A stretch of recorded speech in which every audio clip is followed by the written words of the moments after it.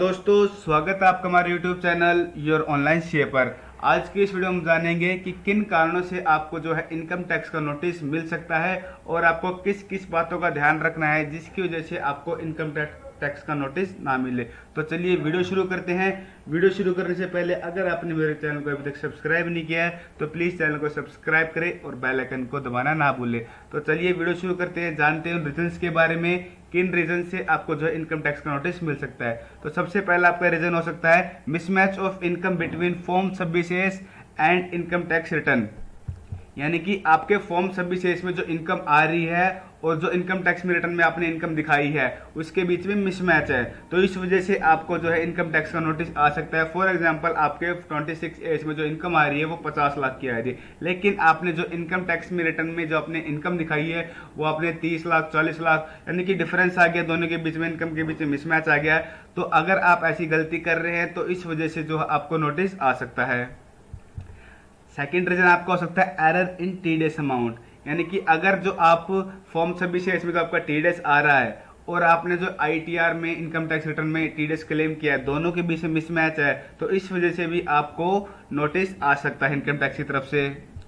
Third reason आपका ये हो सकता है आपने कोई इनकम लेना है उसके अंदर भूल जाते हैं। फॉर एग्जांपल, आपकी इंटरेस्ट की इनकम है, कमीशन की इनकम है और आपने इस तरीके की इनकम अपने फॉर्म में नहीं दिखाई है और आपके एआई इसमें दिख रही है, आपकी एनुअल इंफॉर्मेशन रिपोर्ट में, एनुअल इंफॉर्मेशन स्टेटमेंट में आपके जो है इनकम आ रही है कमीशन की, इंटरेस्ट की, और अपने वो जो इनकम अपनी आईटीआर में नहीं दिखाई है, तो इस वजह से भी आपको इनकम टैक्स का नोटिस आ सकता है। या फिर जो आपने डिडक्शन है, डिडक्शन एक्स्ट्रा क्लेम कर लिए या फिर गलत ऐड में अपनी डिडक्शन क्लेम कर लिए। काफ़ी लोग क्या करते हैं, उनके वो डिडक्शन डाल देते हैं एटीसी की, एटीडी की, कोई उनके पास डिडक्शन नहीं होती है फिर भी एचआरए की, इस तरीके से कोई काफ़ी सारे डिडक्शन डाल देते हैं वे। तो ऐसी गलत डिडक्शन को डालने के लिए भी कई बार इनकम टैक्स नोटिस भेज सकता है कि ये डिडक्शन आपकी ओके है या फिर नहीं है। तो इस तरीके की जो आपकी एक्चुअल है वो एक्चुअल आपकी चीज़ जो आपके आरटीआर में आपको दिखानी है। और साथ ही में आपको इस बात का ध्यान रखना है जो आप टीडीएस क्लेम कर रहे हैं वो आप सही सेक्शन में क्लेम कर रहे हैं, नहीं कर रहे हैं। अगर आपका सेक्शन वहाँ पे गलत हो जा रहा है तो उस वजह से भी आपको नोटिस वहाँ पे मिल सकता है। फोर्थ रीजन हो सकता है आपका रैंडम स्क्रूटनी, जो इनकम टैक्स डिपार्टमेंट है वो रैंडमली स्क्रूटनी कर सकता है। फिफ्थ है आपका reporting of high value transaction, यानी कि अगर आपने पिछले फाइनेंशियल ईयर में हाई वैल्यू ट्रांजैक्शन किए और आपने अपने आईटीआर में उनको शो नहीं किया है तो इस वजह से भी आपको इनकम टैक्स का नोटिस आ सकता है।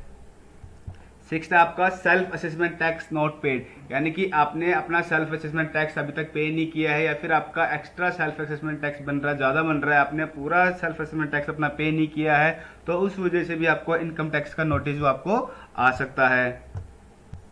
और अपनी आप इनकम टैक्स की रिटर्न फाइल नहीं करते हैं तो इस वजह से आपको इनकम टैक्स का नोटिस आ सकता है। अगर आपने लॉन्ग टर्म कैपिटल गेन अपना या फिर शॉर्ट टर्म कैपिटल गेन जो है अपना प्रॉपर तरीके से, ठीक तरीके से इनकम टैक्स फॉर्म में नहीं दिखाया है, आईटीआर में नहीं दिखाया है, तो उस वजह से भी आपको इनकम टैक्स का नोटिस आ सकता है।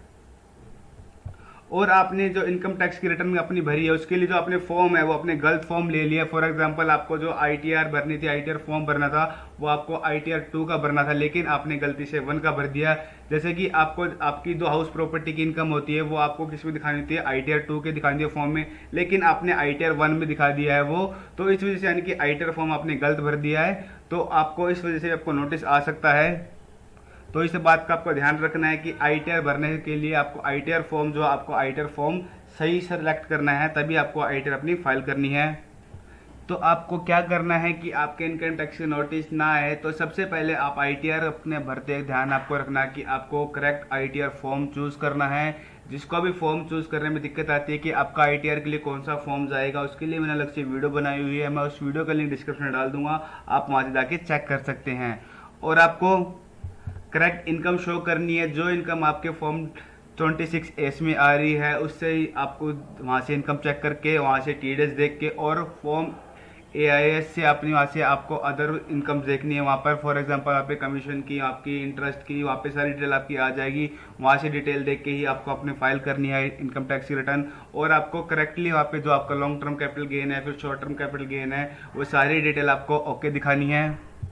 और आपने अभी तक आपने कोई आईटीआर नहीं भरी है तो आप अगर पिछले फाइनेंशियल ईयर में ज़्यादा ट्रांजैक्शन हो रखी है तो आपको उस केस में आपको आईटीआर फाइल करनी है। अगर आप इन बातों का ध्यान रखते हैं तो आपके चांसेस बहुत कम होते हैं कि आपके पास जो है इनकम टैक्स का नोटिस आए।